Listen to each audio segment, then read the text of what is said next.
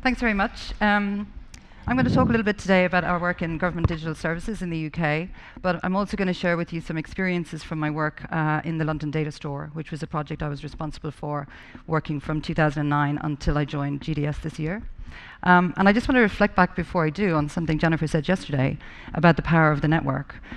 Because certainly when I started in 2009, apart from the work that Tim O'Reilly had done, fantastic work around government as platform, there really wasn't an awful lot of information about how one might do that in practice. And since I'd been tasked with getting the city to open up its data, and at that stage I didn't even know what an API was, it was a bit difficult. And then I got an email one morning from a friend of mine called Chris Taggart, who pointed me to a blog post which was written by some bloke in Canada called The 3 Laws of Open Data. And that, of course, was David Eves, who's done a fantastic job emceeing for the conference.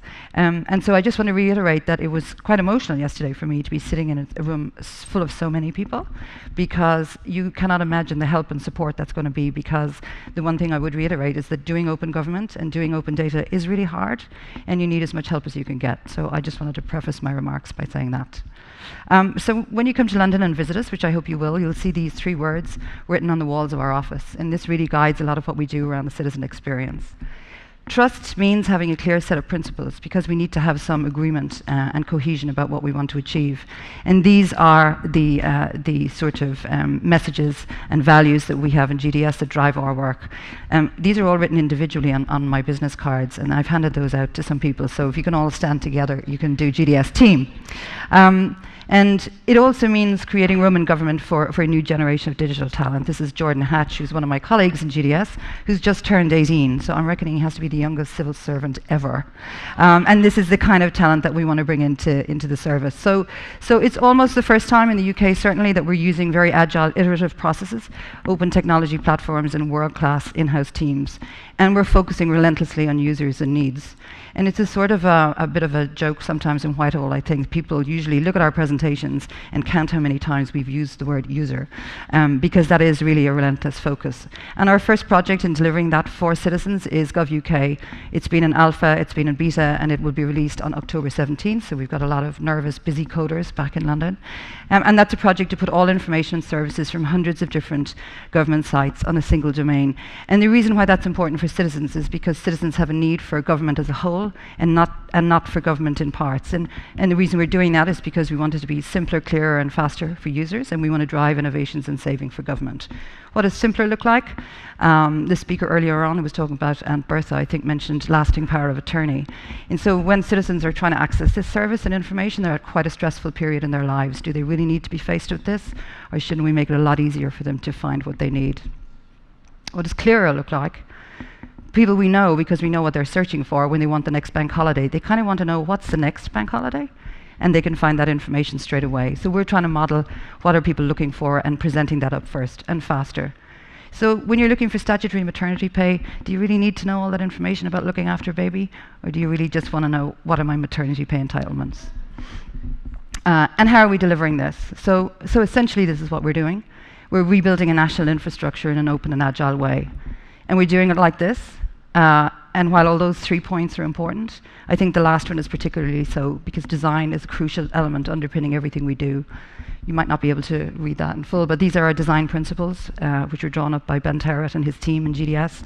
And they've had a lot of traction globally, and I think people recognize that these are design principles that are not just good for government, but maybe also for people who are not in government.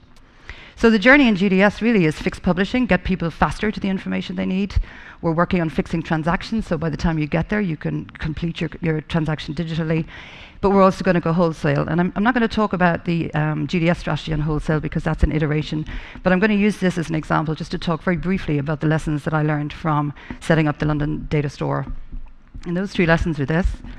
It's not about data. When you start working with agencies and you want them to release data, you never end up talking about data. You end up talking about culture change and risk and how people are scared and what if it's used incorrectly and a whole bunch of other stuff because people are nervous.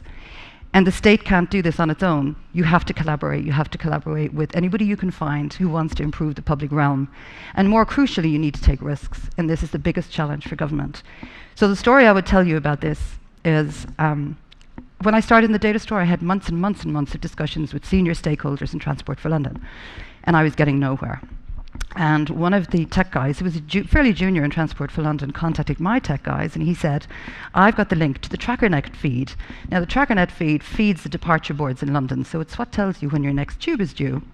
So my tech guy said, well, what will we do? Because if we put that out there, there's every chance we will, burn the servers out. And I said, well, let's do that then. Because I reckoned if we got it out there, somebody would find it and they'd make a thing. And then we could see what happened. And they did. So Matthew Somerville and Francis Berryman, who actually works now in GDS with me, they made this. And that was showing for the first time the movement of London Underground trains on a live map. And it was amazing. It was a turning point. Okay, it really showed people what you could do with open data. Not so good side was 3 days later, it took out the departure boards in London for 9 hours. Not the outcome you want. However, by that time, so many people had written about it. It had captured people's imagination. Transport for London had got fantastic good PR. One of the headlines written by Charles Arthur in The Guardian was, TfL used to be a black box. Now it's opening that up for everybody to see. So it was a moment of no going back. And so sometimes, even in government, you just have to do this. And you have to find the other people in other agencies who are just prepared to do that. Because doing that and working together, you can change a lot of things. Thank you.